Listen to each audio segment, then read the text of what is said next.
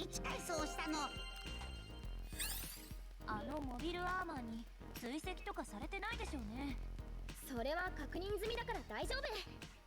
本当に何もないよ、このディレクトリ。ブレイクミッションすらないんだから。どういうこと？ハロー、ミッションの検索をしてないの？ハロー、サボってない。ブレイクミッション存在しない。通常検索だと引っかからないのかな。これならどう？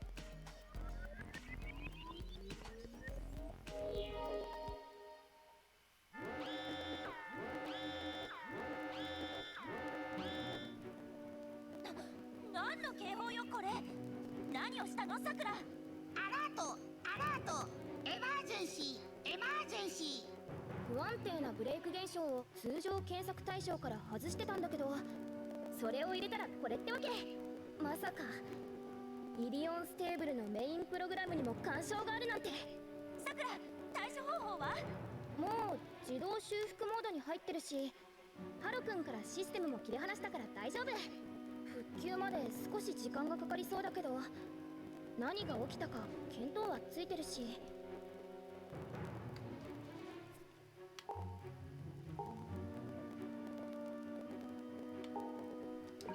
小隊長、見捨てるな。小隊長殿。ともかく状況を整理したいんだけど。ここは復旧中で使えないから場所を変えよう。私が取り出せたデータについて説明するから。廊下真っ赤、廊下真っ赤。イリオンステーブル全体がこんな状態なのね。ちょっとさくら、一体何を読み込んだの？当然ブレイク現象が発生している歴史だよ。ただ修正方法が確定しているミッションを選んで検索してたんだよね。じゃあ修正できないミッションしかないってこと？正確には修正を確定させるデータがこのディレクトリ内に存在しないミッションってことかな。足りない。ここにはデータ足りない。そうか、今まではパズルからこぼれたピースが余ったことも足りなかったこともない。だからこそ歴史の修正が確定する。じゃあ今回引っかかったミッションって？そんなわけでここに取り出せたデータが一つ。ポストディザスターの歴史で起こったある戦争、薬剤戦について。分かったわ、聞かせて。戦争とその後につながるミッションについて。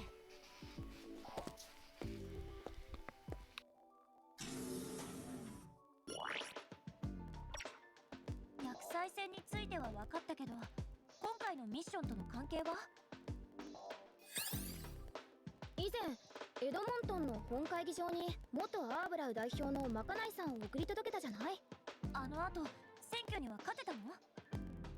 もうパッチリ大勝利。それから数年後、大仕事をやり遂げた鉄火団はアーブラウの後ろ盾を得て急成長。さすが鉄火団、大成功じゃない。あれ、そこに大昔のモビルアーマーがどう関係してくるの？その後の鉄火団はアーブラウと SAU の武力紛争に巻き込まれたりで疲弊して火星の本部に撤退するのね。また紛争で居場所を失ったっていうの？やりきれない話ね。団員が幸せに暮らせるようにまた火星から出直すことになるんだけど、鉄火団の重要な資金源であるハーフメタルの採掘場から掘り出されたんだよ。まさかモビルアーマーが？だって300年以上前のものなんでしょ？ガンダムフレームだって同年代のものだからね。それが300年後も動いているということは、モビルアーマーも当然稼働する。人を殺すために人によって作られたおぞましい兵器。くそ、何なんだよありゃ。それを何としても止めるのが今回のミッション。場所は火星独立自治区クリセ近郊。今回も鉄火団として参加することになるよ。団員のみんなとギャラルホルンの手も借りてモビルアーマーを破壊する。小隊長、いきなり総力戦よ。サポートはきっちりやるから。ただこのブレイクミッション何が起こるかわからないよ。準備はきちんとね、小隊長さん。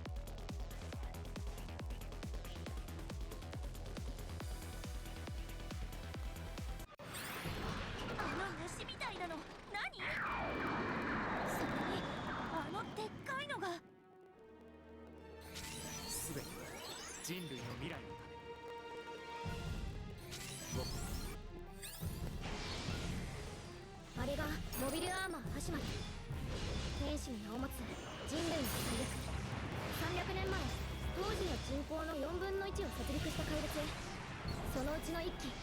AI 制御の無人機だけでそれだけの人を。それがさあどうなってるんだ団長は。本部応答してくれ本部。様子がおかしい。こちら鉄火団実動2番隊。隊長は連絡が取れないんだ。2番隊の隊長って秋広アルトランド君。ゆの姉さん全体に呼びかけて。鉄火団各位応答願います。オルガ団長、三日月君、秋広君。繋がらない。もしかしたらみんなブレイク現象で。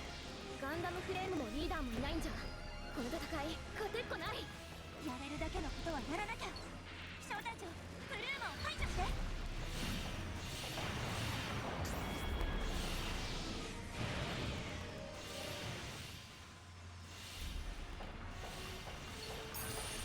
そこブル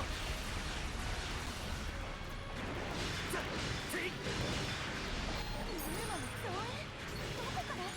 本体の端までにはブルーマを作り出す機能があるんだよ。そんなのどうやって全滅させるのよ。生産速度を上回るペースで数を減らすしかない。数が多すぎる。撃ち抜く。殺してみせる。目標は殲滅。耐えろお前ら。うわあ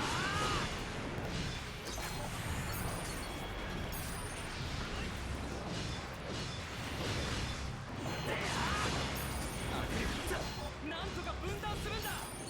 そんなこと言ったって。くなるや。であ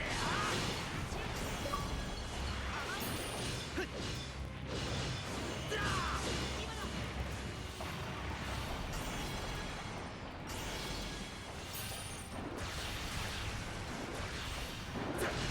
であ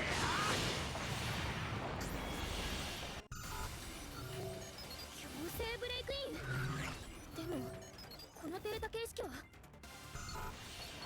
めて見るモビルスーツ、どこの。ファイルネームは MISTER スラッシュ91514。動きからすると無人機。あれ、さくらももともとそんな名前よね。初めてのマイクなんだけどデータ形式が似てるんだよ。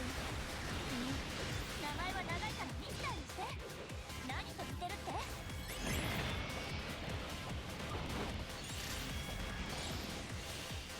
いた、パシモル。こうなったら私たちだけでも。待って、何かブレイクインしてくる。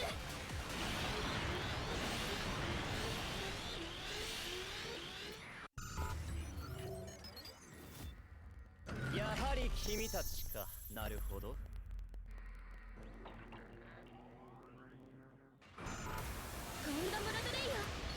じゃあさっきのモビルスーツはやっぱり。小隊長、強行突破して。無駄だ小隊長。クルーマを分断できないのではな。そんなの本体に叩きさえすれば。ゆの姉さん、トキのプルーマには親機の修理補給機能があるんだよ。その上で親機の動力源エイハブリアクターが半永久期間だとした。さすがだな小隊長君。君のデータも取っておくべきか。そのデータ何に使うつもりなの。私にはそれを答える権限は与えられていない。つまりやらされてるってこと。誰に。考えわかるはずだ。そこをどきなさい。モビルアーマーを追わないと。無駄なことはやめたな。ガンダムフレームもなくどうする。やってみなくちゃわかる。ふん、こんなところか。とりあえず走らせてみるとしよう。ミッションデータの干渉反応。まさかブレイクイン。戦闘中に AI が組んでいたの。これくらいはやってみせねばな。なるほど。ラドレイヤの量産タイプ、まだまだ古希としては力不足。ブレイクミッション実験場みたいに。こんなこと繰り返したら兵士のデータが壊れちゃうよ。レディ・ユノ、君もまたイレギュラー。生死を壊せる。姉さんを君と一緒にしないでよ。生死を殺せる。負けるわけにはいかないんだ。させるか。狙うこの力、さすがだ。しまった。ガンダムラトレイヤー損傷甚大。これほどとはな、小隊長君。恐れるな。未来を見据えることを。具体性を欠いた言い方をしないで。私は何も書いたりなどしてはいない。レディー・ユノ。どっちのあなたが本当のあなたなの？逃さん期待が。まだやれるぞ。逃がさん。やるな。これで決める。いいか。なるほど。まだまだ更新の余地があるな。おやきもコキも。もうあいつわけわかんないんだけど、このミッションで何をやってんだろう。さくら、それはあと。モビルアーマーは？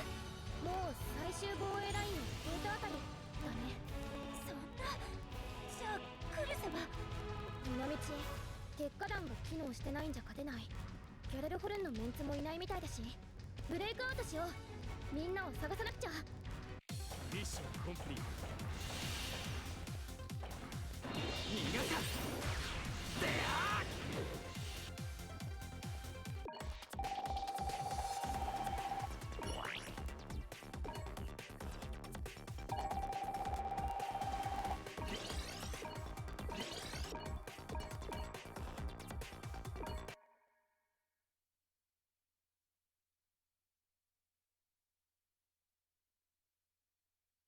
ひどいブレイクミッションだったけど、その理由が分かった気がするわ。オーバーフロー、システムオーバーフロー、システムから過剰な負荷を検出。そう、それ無理なシステム介入によって歴史のデータが破損したみたい。あの量産型ラトレイヤーの容量を確保するために余剰データとして他のミッションに振り分けられたっていうのが正解だね。最初ブレイク現象を検索した時、大規模なシステムダウンが発生したのはそんな異常なデータにアクセスしたからか。振り分けられたデータだけど、具体的にはミッションに存在しなかった団長さん、三日月くん、秋広くん、そしてギャラルホルンの面々だけど、どのデータに入り込んだのかわからないんだよ。データが消失した可能性は？それはないと思う。歴史の保管こそが最優先の G ユニバースからデータが消失するなんてことが起きたら、システムそのものが破壊されかねないからね。そんなデータを読み込んだらミリオンステーブルも赤くなるだけじゃ済まないよ。どこに入り込んだのかわからない散逸したデータ、何か手がかりでもあれば。手がかりあるぞ。ブレイクミッション発生、ブレイクミッション発生。あ、このデータが。ちょっとブリーフィングルームへ行こう。少し前の話をぶり返さなくちゃ。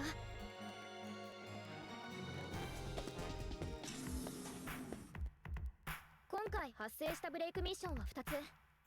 異常なデータではなく通常のミッションだよ。両方とも一年戦争末期の歴史だけど。また私たちがいた歴史？戦争の末期って一つ前のディレクトリのラサもそうだったじゃない。それよりもさらに後の歴史なんだよ。両ミッションともに宇宙世紀0079の末、クリスマスの時期だね。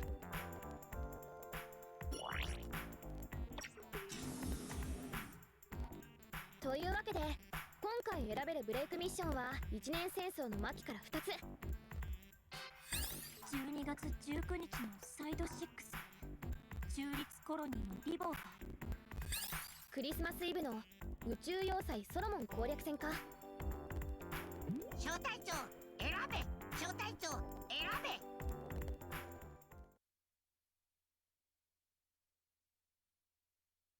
べ。ようやく動き出したか。間に合うといいのだが、仕方がないとはいえこれ以上ブレイク修正が進めばもう奴を止めることはできなくなる。だが俺にできることはこれくらいか。君にならできるはずだ。このセキュリティホールを突くことが。レディー、ユノ。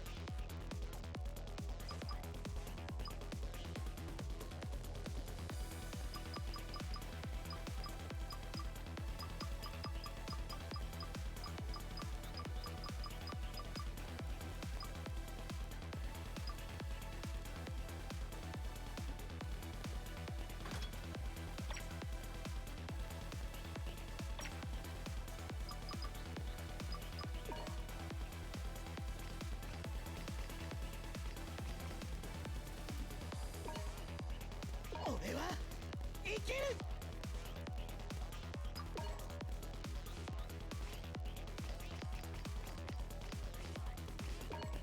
私が出よう。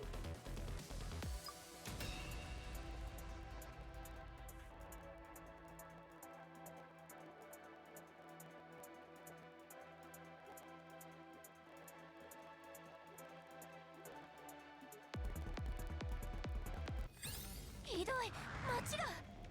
ポストディザスター時代のデータがこんなに。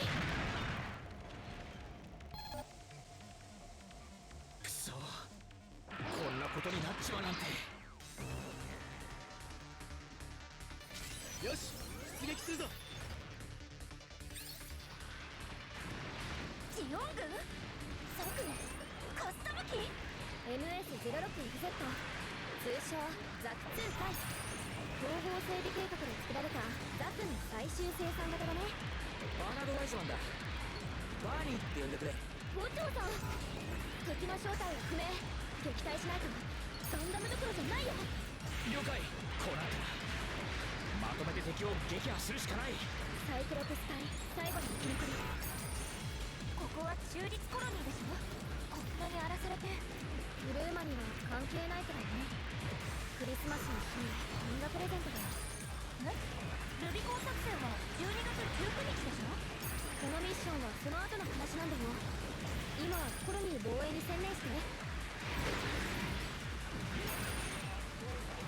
さすがに連邦軍に迎撃に出てるね。新型ガンダムを受け取りに来たスカーレット隊だね。強そうじゃない。小隊長、ワイズマン5長、負けずに頑張って。初戦でいきなり戦場のモクズなんてまっぴらごめんだからな。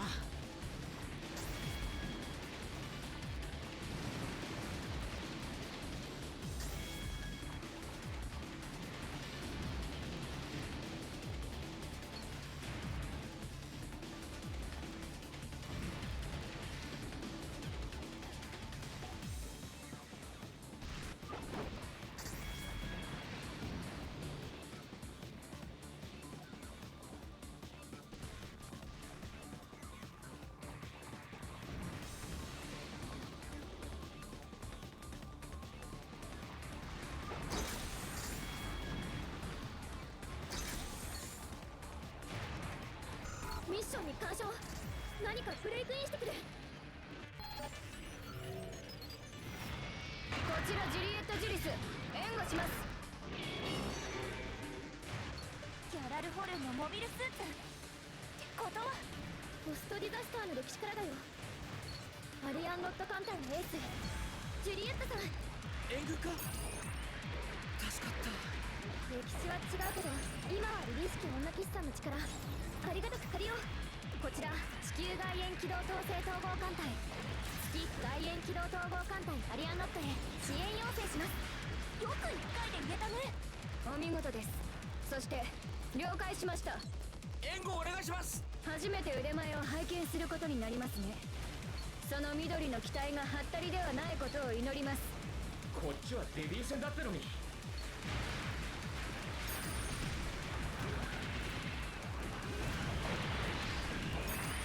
ごいな。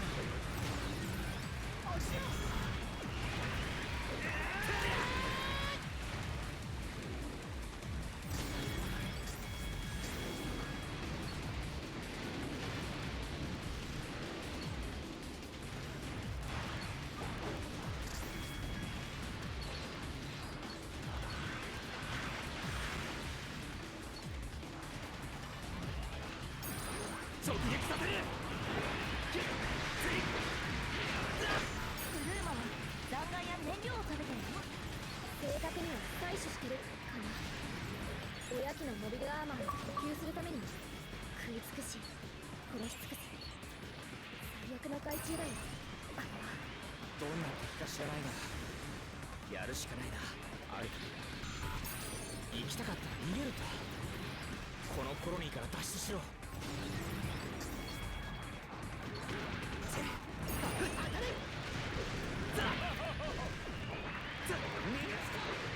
そこだ。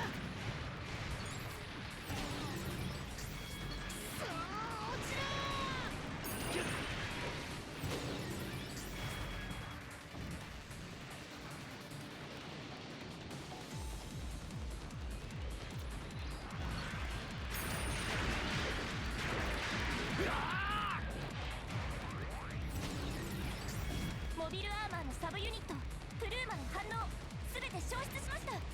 どんな作戦でも完遂させるのが剣としての務め。ブレイク反応過去に該当データあり。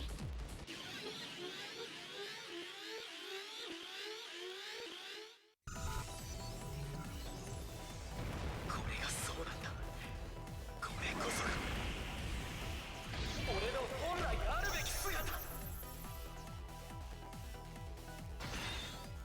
グレイズアイ、どうしてここに。荒屋敷、忌むべき旧時代の戦闘用インターフェース、そしてエドモントンでギャラルホルンの名を汚した。クランク2を手にかけた罪深き子供め。隊長だろうと何だろうと好きのない奴は死ぬんだ。貴様。まさかこれエドモントンでの戦いのデータ？ジュリエットさん。やめるな。罪の悪ガキもこれで終わりだ。父ちゃん、これ以上ザクじゃ厳しすぎる。ここで戦うのやめたら貴様たちの思い上がりをこの私がただ生きる。捕まってたまるか。これが荒屋敷完全なる姿。忌むべきギャラルホルンのチブ、こいつは私が。グレイズアイ、この巨体でなんて機動力。この化け物め。自分にできることをやるしかないんだ。やられっぱなしってわけには体勢を回復する。もらった。この戦いで彼らを悔い改めさせてみせる。ここまで来て負けるわけには。我々の信じる道に悔いることも改めることもない。ガンダムフレームなしで似てる。このままではクランク2の涙も止まらない。火星支部のクランクゼント2、確か鉄火団の前身 CGS 中毒。化け物が。私は人として私のまま強くなってみせる。クランク2ボードウィントコムさんだ。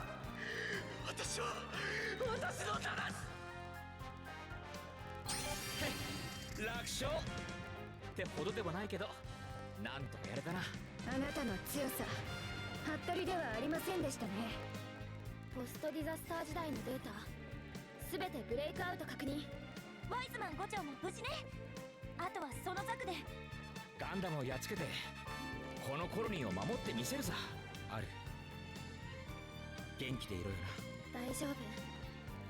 アルフレッド・イズルハ君、あるわね、バーニーのこと忘れないよ。さくら。いい作戦だった。次も頼むぞ。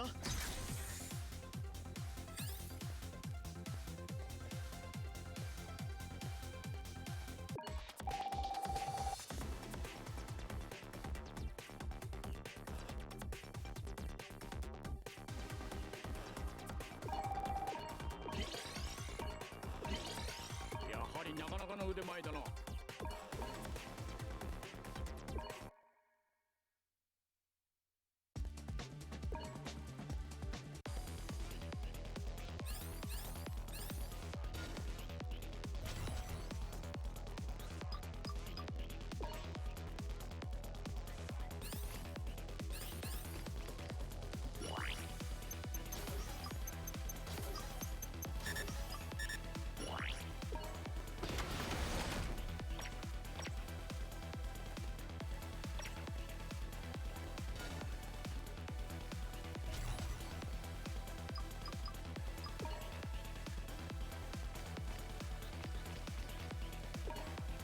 クリスチーナ・マッケンジー注意です。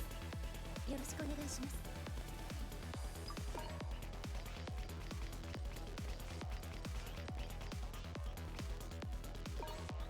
こちらアルファ、出撃します。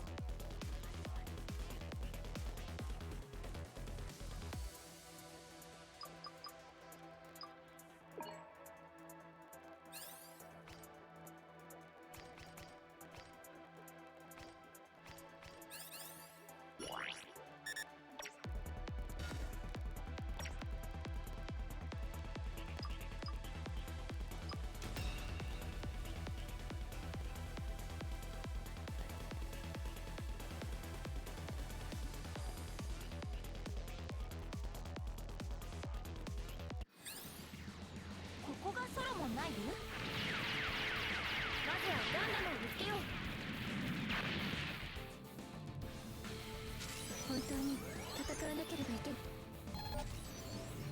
なかなか愉快なセッションしてるじゃねえか。俺も混ぜろよ。あれ？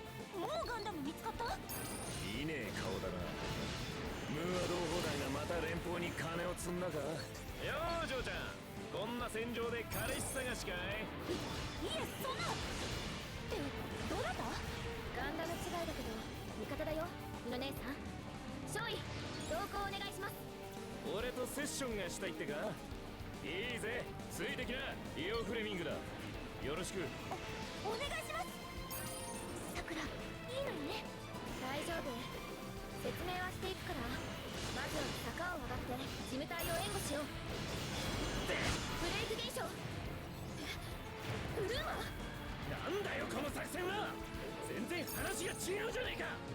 作戦どころか世界が間違ってるというか歪んでるっていうか。世界の歪み？くだらんな。目の前の敵を叩く、それだけで十分だろ。さくら、彼は一年戦争の？排練したデブリによって絶えず雷鳴が鳴り響くサイド4の。ユノの姉さん、ここはどこなんだ？鉄火団のみんな？まさかブルーマと一緒に？団長のモビルワーカーが隠れちまって。オルガ団長、応答願います。こちらユノ・アスタルトです。俺だユノ。みんな無事か？戦線が伸びきっちまった。あの緑のモビルアーマーを追いかけようにもこれじゃ戦力が足りねえ。緑のってビグザメが出撃したんだ。まあ厄介そうなのが出てきやがって。くそ、またあの黒いおまけ野郎か。団長は？大丈夫、私たちが迎えに行くわ。死ぬんじゃねえぞお前ら。ここは俺たちの死に場所じゃねえ。団長、わかりました。鉄火団の底力を見せてやるぜ。盛り上がってきたじゃないか。一言で士気が向上。さすが団長ね。随分と静かな戦場だぜ。新規生と思ったら音楽消えてたぜ。それじゃあ BGM オン。乗ってきたぜ。この曲好き。いい感じだ。このままアンコールまで突っ走ろうじゃねえの。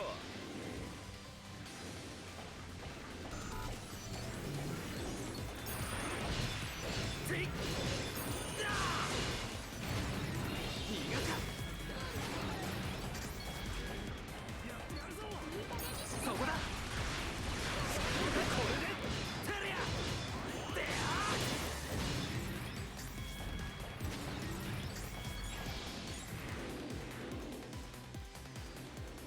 モビルアーマーのサブユニットいつまで出やがる。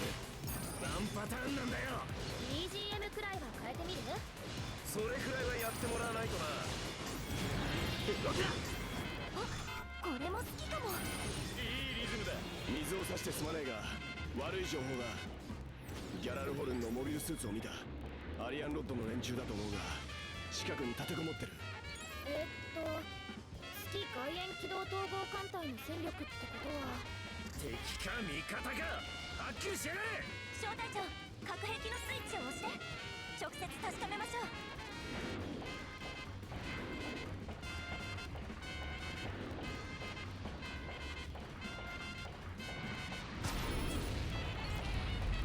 伊予様のところへは行かせんぞ。会場のテンションも上がってきたようだな。ってことはこの先にいるのは名門クジャン家の若同士様だ。こいつらはここで止める。伊予様を危険にさらすわけにはいかんのだ。こっちの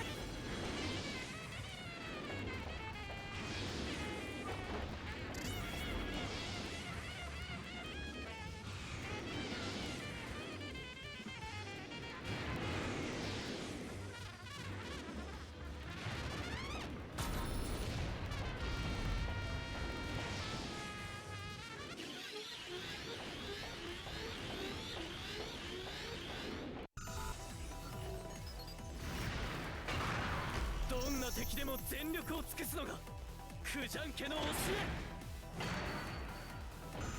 大物のご登場か。仕留めがいがありそうだ。アリアンロッド代理艦隊の指揮官だもんね。そればかりかクジャン家のご当主様だよ。抵抗するのならばこの伊予クジャンが討ち取ってくれよ。伊予フレミングだ。しょぼいテクニックでついてくるなら置いていくぜ。今の俺にはレギンレイスがある。長距離狙撃タイプ。小隊長、伊予少尉、気をつけて。どんなにモビルスーツが高性能だろうとガキはガキってことだ。余裕だな。貴様の亡き面が目に浮かぶようだ。マナーの悪いファンはお断りだぜ。スナイパーってのはどうにも馬が合わないんだよな。今のところすごく合ってる気がするけど。問題はそこじゃねえユノ。まずいな。アリアンロッドか。部下たちの流した涙は今や私の血肉と同じ。ここで引くわけにはいかんのだ。お互い背負うものってやつがあるようだな。くそなんたる屈辱だ。遠くからこそこそ撃ってたらよかったのにな。もはやここまでだが悔いはない。クジャン家の誇りを抱いて華々しく散ろう。散っちゃダメだって。正しい歴史に戻ってもらわないと。この勇姿その目に刻め。向こうさんも随分と乗ってるじゃねえか。そろそろフィナーレだ。最後まで手を抜くんじゃねえぞ。今ギャラルホルンとことを構えるのはまずい。動けなくするだけでいい。小隊長、伊予少尉、聞こえたわよね。冷めちまったぜ。厄介な客だ。とっととお帰り願おうか。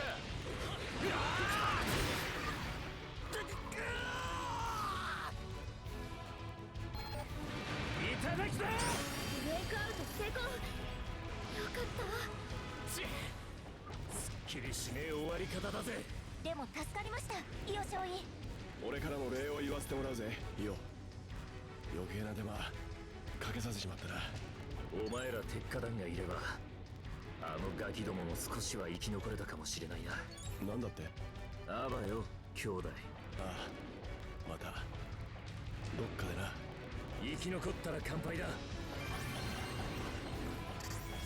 勝て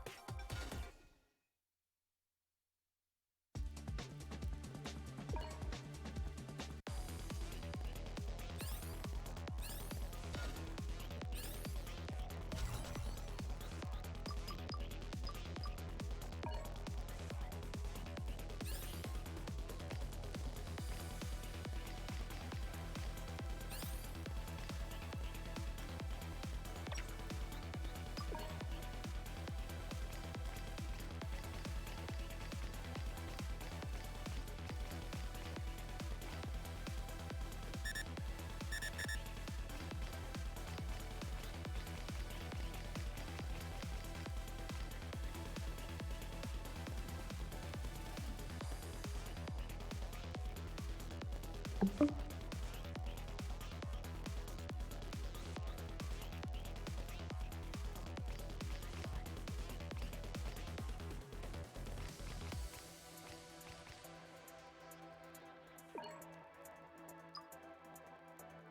八正代白浜田少尉出ます。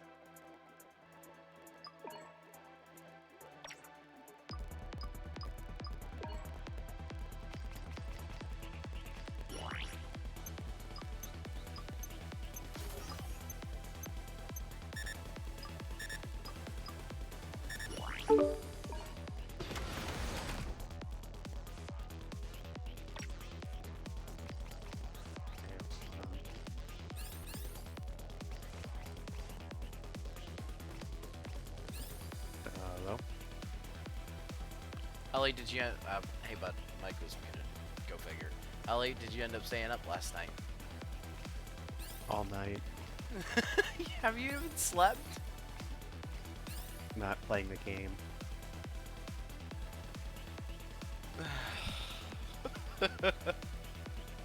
So I slept for a little bit, but we had to put my cat down. Oh. I'm sorry.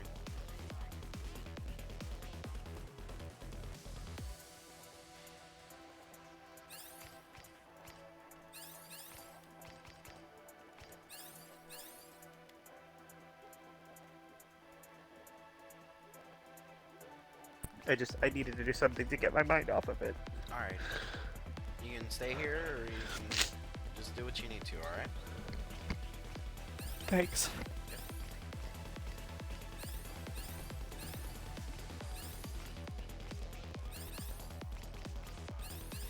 Alright. Yeah, he was 19. Oh. Admittedly, that was time. That's about Yeah.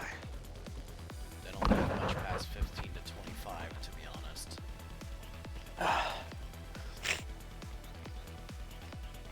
He just looked so terrible to this morning. Yeah.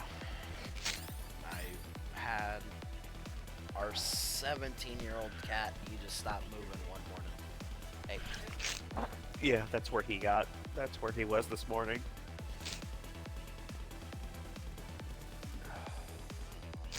And I know it was time, No, I know, it's hard.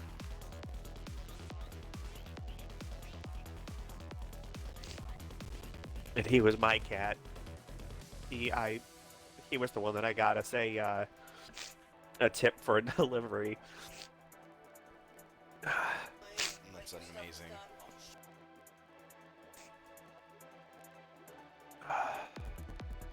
And we got him here in Illinois.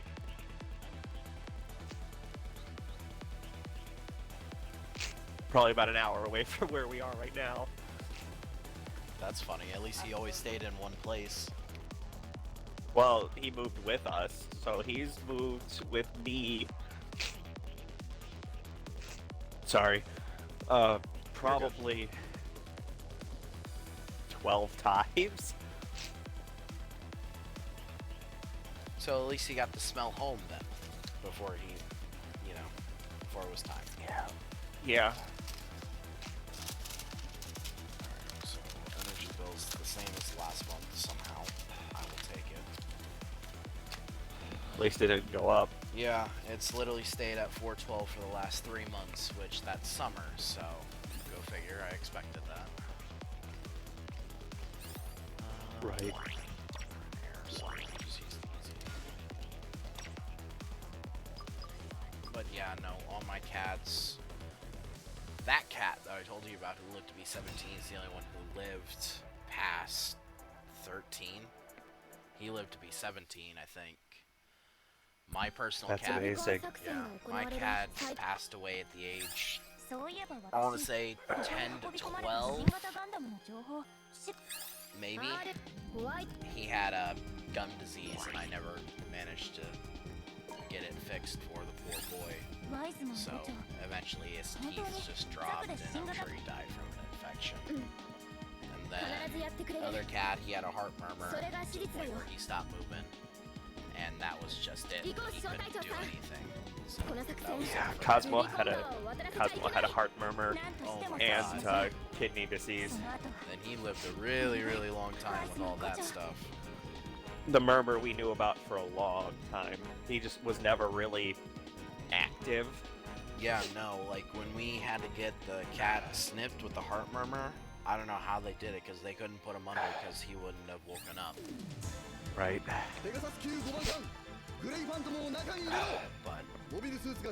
that's the best we can do because some of these diseases they've had out in the wild, they wouldn't have lived past God knows how young. Like 4, maybe even less. Feral cats don't live past 5. Oof. That's a lot shorter than I thought. I don't know much about that one. Yeah, they don't live very long.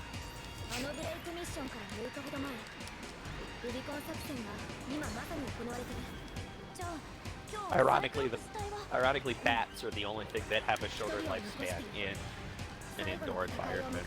Interesting. Did not know that. That's why you only see bats in, like, oh god, I can't. Zoos. All I could come up with was animal museum, and I knew that was wrong. I mean, technically you're not wrong. That's really all a zoo is an animal museum. Bats require a very, very, very large amount of space. Yes. And they need, like, a certain environment.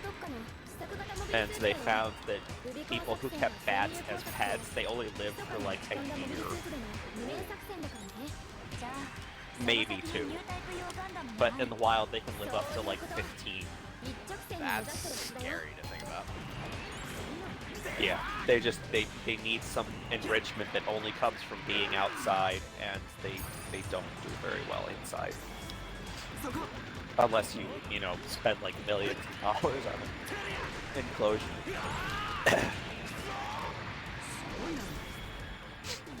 And all their food and everything. Yeah.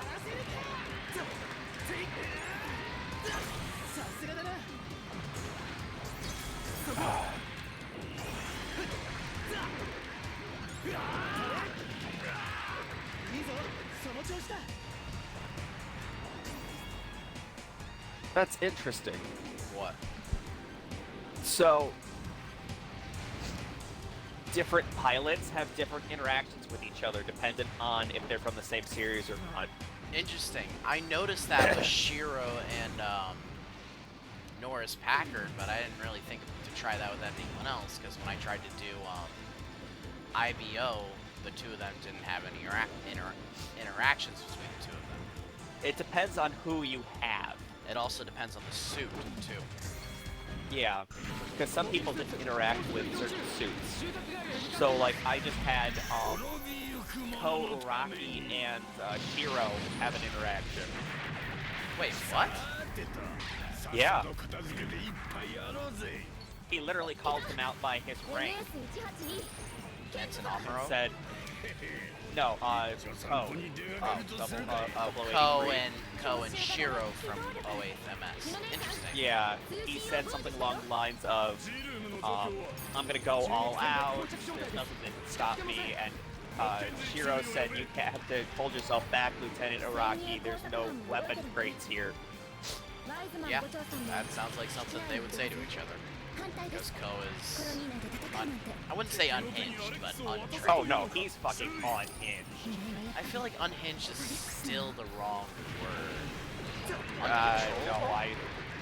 I think unhinged is the right word, because, I mean, look how his interactions are with Gato.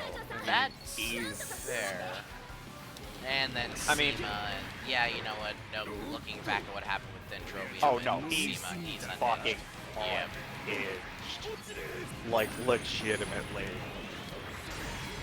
Like, I mean, Char and Amuro hate each other, but they're very calculated on how they interact. Yeah. And I mean, Sex and Hiro, and you know, you have these rivalries that they're very calculated about it. They don't, like, lose it over the smallest shit. Ko absolutely fucking just, he's bug nuts. But Gato kind of meets him to that same level, too.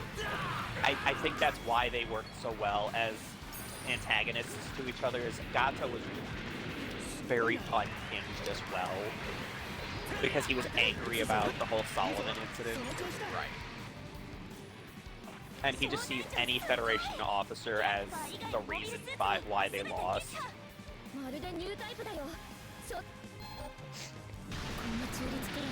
So he feels like he's just like, he's bug nuts.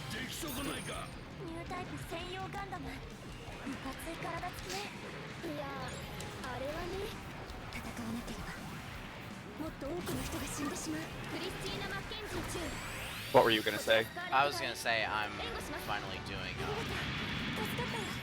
double 080, so then I'll be doing Solon next.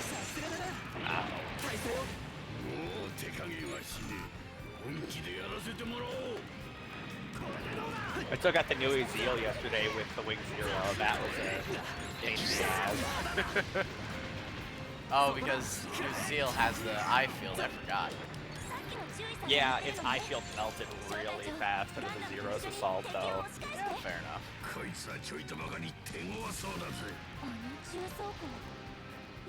I mean, it probably took me like maybe 5 shots to all of it to get through the shield.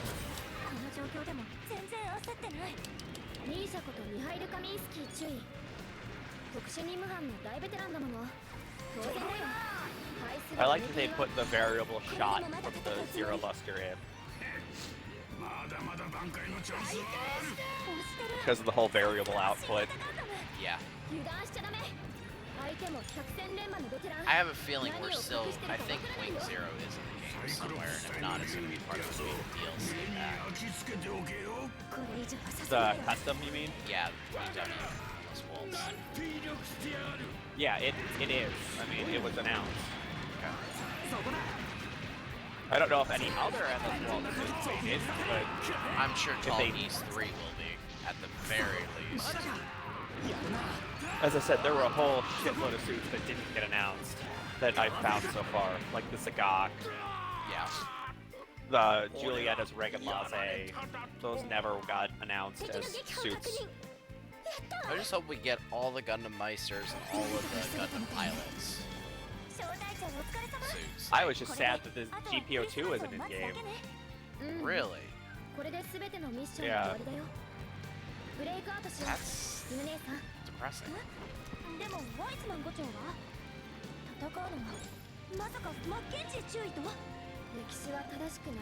So GPO1 and GPO2 don't seem to be in game. So it's just GPO3? Looks like it. Interesting.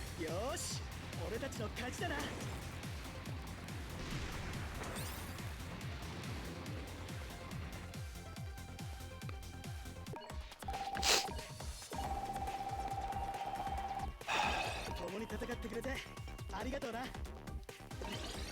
すごいな、小隊長は。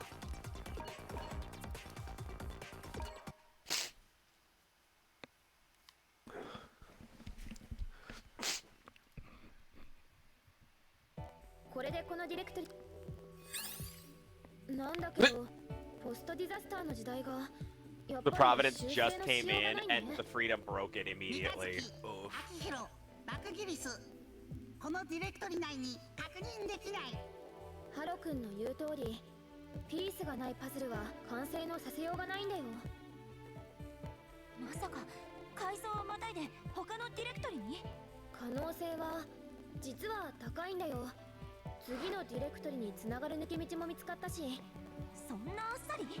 罠なんじゃないの？セキュリティホール、セキュリティホール。 Oh, I love the GPO3's special. もしあいつなら He literally reaches out with one of those little arm claws from the back of the elbow and grabs the Dendrobium's beam cannon. Ooh, okay. それなんだけど、アクセス時点で弾かれちゃうんだ Which よ。 technically it did that, slash can do that.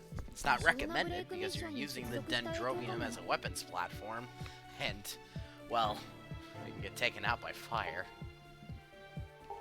Yeah, well, that and you gotta remember also that I would have expected the arm to blow up. Right? I mean, that's basically the beam magnum. I mean, it's a high mega particle cannon that's attached to it. It's literally a ship mega laser. 確かに姉さんは以前 I believe it's the same thing that's attached to the bottom of the Argama, isn't it? Just in a slightly smaller form. 今回はメインシステムへのアクセス。 The Nail Argama. 助けがなきゃ Oh さす yeah, がに無理があ I るよ think it ね。 is. The hyper mega particle cannon from the Yeah. bottom of the ship. That or it's the predecessor. ユノ、何か分かったか？ユノ。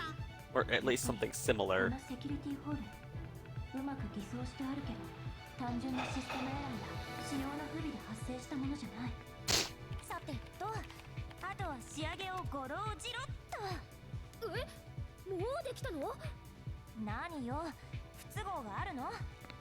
この前バグったフラグメントキーの修正はしたし、空いた時間でコード解析はやってたのよ。スーパーハッカーいた？ただのプログラマーよ。そんな怪しげなのと For a 一緒にしない sharpshooter, で。 the Wing Zero has a shitload of 次 health. のディレクトリ移動可能。パスコード入力やりたかったな。また今度にしなさい。 I have it up to これで 1152. 次に進めるとして、ハーメスが言っていた未来を見据えろのシーンの This is so weird. You can do these missions out of order and it makes no ジオンの sense. ルビコン作戦、連邦のチェンバロス Like I did layer 2, じゃあ次は and I did A, B, and C true missions. Well, I was supposed to go C, B, A true missions. That makes no sense. It doesn't, but it did. Huh. Yeah. ユノ姉さん、無事に次のディレクトリに転送成功だよ。まあユノ、すごい。ユノ、最強プログラマー。 Alright, so I don't need to kill him again. まさか私ともあろうものがバグを。ユノ、違う。ユノ、正体不明の人格プログラム侵入。正 No 体不明。 personality program 人格 trusted プログラムって要するに侵入者ってこと？追跡不能。追跡不能。どこにいるかわからない。さくら、施設内をスキャンする機能は他にないの？こうなったら最終手段手分けして探そう。私はハンガーの方を見てくるね。最終手段の人力なの？私のプログラムの穴を突かれたのかしら。ハロー、アラートは切って。了解。ハロー、どこ探す？ Oh, and I've started ユノ farming for the あなたは unicorn. ここで待機よ。 Oh my 私と god. 小隊長 Okay, は how レーザ bad ー is 室 it? の方に行くから。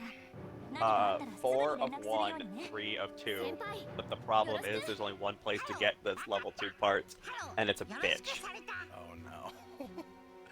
Okay. うーん You have to kill the こっちの Shamblo. 方で一瞬だけ不良セクタの反応があったんだけど、それ以降はスキャンに引っかからない。も I only have one gripe with the mobile armor, and it's not the Shamblo. Oh? It's the Destroy. Because the fucker moves around as fast as the newest Zeal. Oh god. It's like city-sized, and it was like zipping across the battlefield. It's like, no, it was basically a big fucking stationary target, and it could not move that fast. Like, we're talking Wing 0 level speed for something that's about the size of the Archangel. Oh dear god, alright. Yeah. It's like that's why the hands come off and flew around as little bit funnels with wires. Right.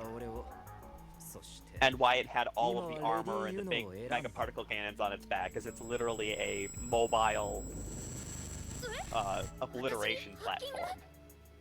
And here it is literally going across an entire city in about half a second. It's like, wait a minute! It's like, no, that acceleration would have torn it apart. Thank you very much. I know it's supposed to be, you know, it's not realistic because it is SD, but it's like, come on, it should not be moving as fast as the Jean.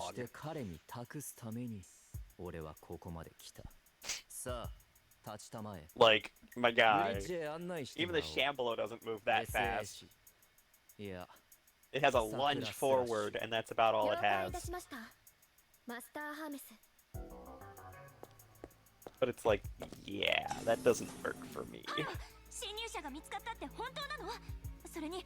And I did like that they didn't have the Shamblo be able to fly. 流行らせようとするのはやめたまえ。ジェントルクリムゾンメガネなどはいかがかな。ハーメス・マーキュリー、侵入者はあなただったのね。じゃあ、桜がおかし Because く I な don't った think っ the ていうの Shamblo は can get itself off the ground. No, it cannot. It's a water. いかがされましたか、ユノアスタルト特務総長。 Yeah, but even then, it couldn't even propel itself out of the water. It had to claw up through the ground. ハーメス、桜に何をしたの？今は俺が作った人格データで稼働している。彼女はモニターされているのでね。そのままではいささか都合が悪いのだよ。モニターって誰に？それは言えん。G ユニバースに張り巡らされた監視プログラムに引っかかってしまう。そんなものが？今までいろいろ好き勝手喋ってきたけど。先行型プログラムであるイリオンステーブルは検索予期用の防壁プログラムで保護されています。だが、それも2度にわたるガベージスペースでの解析により無効化されつつある。現に俺はこうして侵入している。I wonder if we'll be getting the resell. 隠された通信接続経路。ハーメス、ずるい。Maybe. ハーメス。お静かにしてください。 Riddy is in it for this mission. それでは半分しか正解しておりません。その通りだ。バックドアなど仕掛けるまでもない。このイリオンステーブルは俺も以前に使っていた。 And he comes in as an allied partner unit. あなたが私たち以前にここに来た。時間がない。 I'm trying not to give spoilers because a lot of it's a lot of fun. だが、可能な限り伝えておかねばならない。手遅れになる前に。ユノアスタルト特務総長。いいわ、聞かせてもらいましょう。ハーメス・マーキュリー、どうして私たちがこの G ユニバースに引き込まれたの？ Too many snipers. まず私がプログラマーだからよね。そして小隊長君、君も重要なポジションにいる。敏腕プログラマーと対をなす凄腕のパイロットとして。I'm just sad they didn't give me access to a Leo. どちらも管理システムが関わってくる。 You just want a Leo. I want a fucking Leo. It is like the greatest suit of all time. それは I mean, to be fair, Hero and them are still using it at Endless Waltz and winning, so I guess fair enough. So even the Zaku can only be used in certain combinations if it is set up for it. Like you have to have the Zaku F or the Zaku J or whatever. Right. You can literally take a Leo, put it in space, put it on the ground, put it underwater, it can fly, it can fall through the atmosphere. Because it has a parachute pack. You can use it as a heavy platform because it has cannons for shoulders. You can use it as a high-speed unit with a Dober gun. It's basically a Tall Geese Light. It is literally the greatest suit as a grunt suit to ever be put out. Which is true because they were made from Tall Geese blueprints. Yeah, it's literally a Tall Geese Light. And the Tall Geese was overpowered as fuck to begin with. このシステムが作られたのは遠い昔のことのようだ。途方もない回数の更新を続けるうち、オリジナルとも言える初期データは消失、もしくは別のものに。Sorry, it's literally my favorite grunt suit. That's fine. すべて管理システムの AI によって自動管理が行われています。 Just because you can literally do anything with it. Honestly, my favorite grunt suit, the flag. I can see why. そのものではない。 It's definitely a unique suit. I was gonna say, Graham just makes that suit amazing on top of that. Just their functionality and versatility is amazing. It just sucks that they were only up against Gundams. RIP. Well, the Leo, I mean, when you look at how everything played out, the only reason they lost is they were up against Gundams. They literally controlled the entire planet with Leos. That's true. But also you see in the future that the Leos are used in fighting against other higher advanced mobile suits. Like you see them fighting against the dolls in the second half of Wing Gundam. Yeah. Useless. They put out work. I mean, like the flag isn't really useless. I mean, the minute they got the G and X's, Graham was the only one who said, "You know what? Put that bitch on there. I'm using this one." But yeah, he was like, just do I'm it. gonna take the one out of my unit, put it into a flag, and you're like, my God, you're psychotic. Like, what? Exactly. The flags were useless at that point. I think it was less that the flags were useless and more they just had really terrible pilots. Yeah, I mean, fair enough. Look at Graham fucking ripping a Gundam arm off and taking the beam saber. Right. So it's like, yeah, I mean, it's who they're up against that kind of makes it. I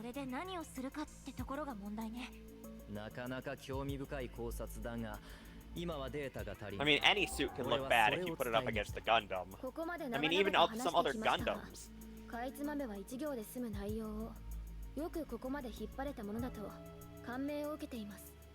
I mean, I think the only thing that would be a match for Wing Zero would probably be the Unicorn. True.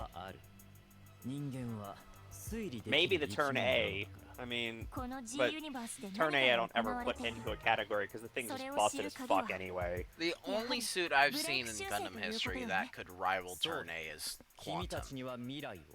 And that's not saying much. Yeah. Because Quantum I think has its own issues. I think in terms of firepower, yes. In terms of its literal stupid-ass abilities, I think the Turn A is still... No, and you're right, that's what I mean. The Turn A can, like, delete universes. The only reason why I say Quantum has a chance is because of the healing ability. Not just the healing ability, it's also a communication device. Technically, it could override the nanoprobes if done properly, and if they're not just, you know, it's a AI controlled, technically it should also be able to communicate. So it's, right. Technically, it's the only one that stands a chance. Only one. Yeah, because if you put pilots of equal skill into the turn A and whatever else, the turn A repairs itself. Yep. I mean, that's just broken. Yep, it repairs itself, and it literally with the moonlit butterfly wings, it literally turns anything shot at it to dust.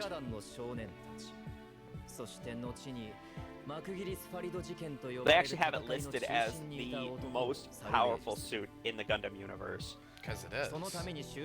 Like, flat out, there's nothing that can compete against it. Like I said, just because Quantum could last the longest doesn't mean it's gonna be successful. It's not a victory, it's a, can I outlast him? A little bit. Maybe you can get the pilot to stop. If not, maybe. I think at that point in time, if it's the Quanta versus the turn A, it's which pilot is gonna die first. It's not which suit's gonna blow up first. It's which one's gonna die from exhaustion. If I remember right, the Quantum actually had an operational time of like 5 to 7 days.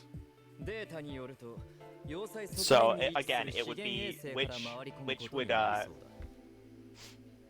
because the turn A has an infinite because it repairs itself and regenerates its own generator. So an interesting thing I found out and read.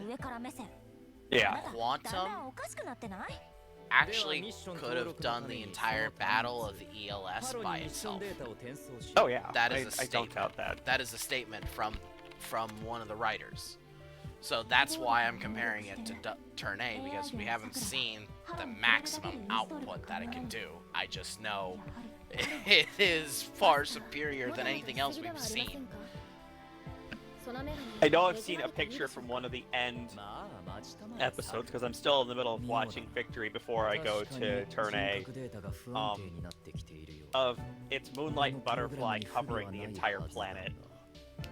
It actually could stretch from Mercury to Pluto at max.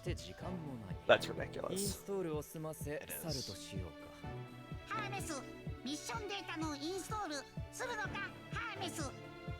No, you know, there's only one suit that can take out both of them. What's that?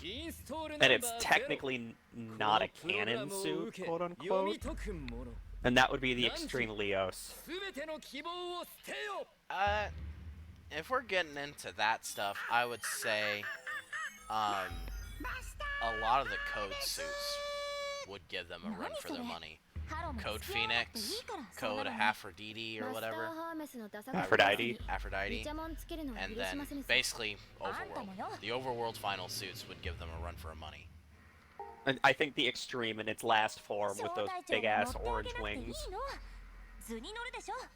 I still think they would destroy each other though, because I think the Turn A is just that broken. Turn A is just that broken.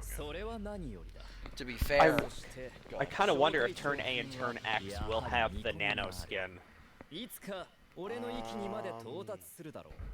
as an ability, because any game that they've been in so far, they've had that ability. Probably. Where they like regen their own health. I'm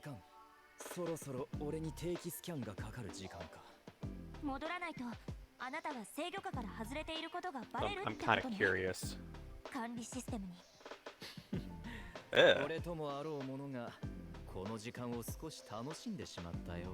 There's a perk you can use called Ascetic. HP, melee, and ranged attacks of your mobile suit are decreased, but pilot XP gained is increased. That doesn't really help. Not really. By the way, Hermes isn't a bad guy, apparently.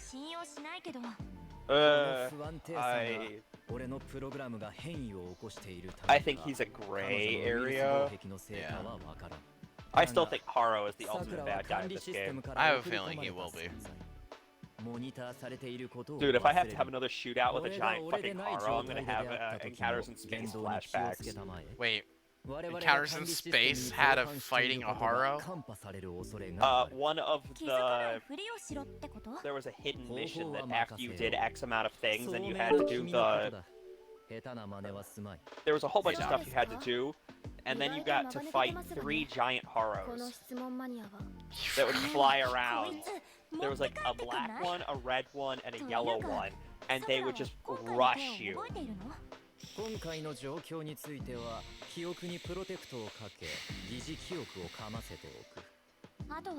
But think like Death Star sized Haros.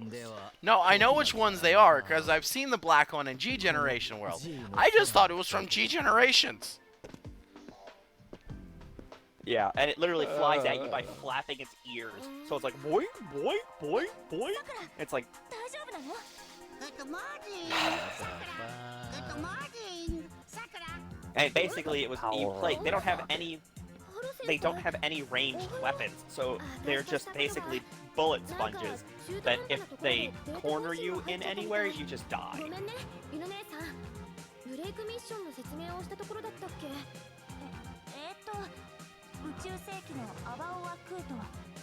But they had like millions of HP. God, encounters in space. That doesn't even seem like doable with 3 of those guys. A lot of encounters in space, I had to cheat to beat it because some of the missions were almost impossibly hard.